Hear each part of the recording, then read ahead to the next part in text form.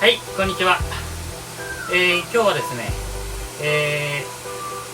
一通り骨刺しベースの形も出来上がってきたので、今日はですね、夏休み最後に、寝室のですね、ちょっと家具を作ってみようかなと、ちょっと自信もできてきたので、やってみようというふうに思います。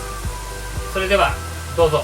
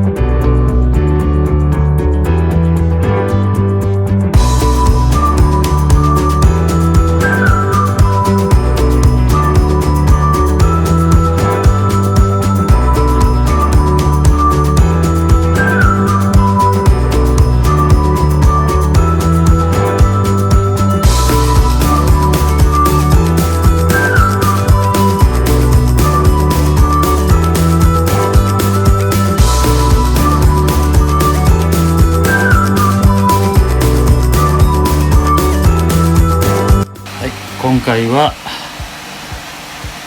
旅行バッグを入れて、封筒とかですね、そういった入れるレターケース付きのキャビネットを作りました。